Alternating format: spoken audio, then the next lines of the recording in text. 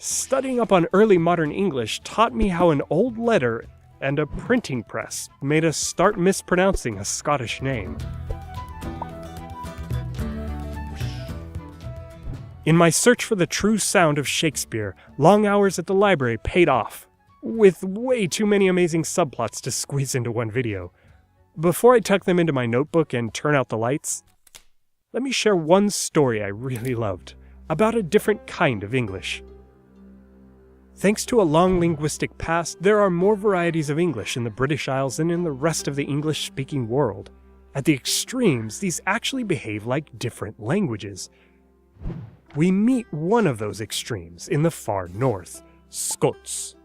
Not Gaelic, not Standard English with a trilly Scottish burr, Scots. It's the local lowlands way of saying Scottish. Just as their word Inglis evolved to Ingles, Scotis shortened to Scots. Consider your company carefully before you weigh in on calling it a lead or a dialect. It's a bit of a charged issue. But either way, Scots has its own separate history. The northern edges of Middle English gained a strong foothold in the lowlands, pushing Scottish Gaelic to the highlands.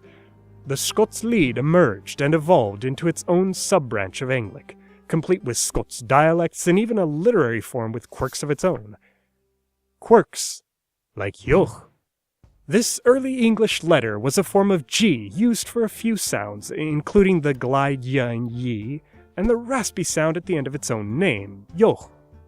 This letter didn't last down south. Caxton's printing press would print ye and you like this. But when Scotland got its printing press, yoch was still alive in ye, you, and in the name Mackenzie. Mackenzie? Aye!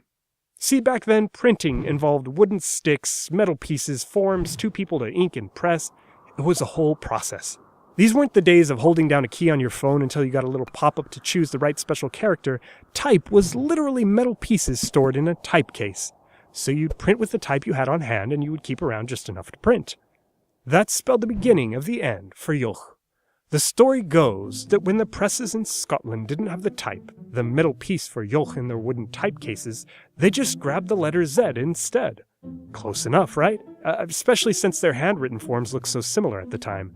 It's not that confusing either. After all, whether you call this letter Z or Izid, modern Scots still doesn't use it much for the sound Z. But some words became so well known in print that eventually people based their pronunciation on that printed spelling, reading a Z sound back into a word that never had it in the first place. This shortcut didn't impact Fingen or Dromellier, nor the earlier spelling of the Isle of Yell. But it is how Mackenzie turned into Mackenzie. This quirk is a great example of how language varieties can preserve little bits of history, even events as specific as hauling a printing press into town and picking letters out of a box. Alright, enough follow-up. I'll get back to work on the next full tale, the one you patrons voted for. Consider becoming a patron yourself if you want to help me spend more time making videos. I deeply appreciate it. Most importantly, stick around and subscribe for Lead.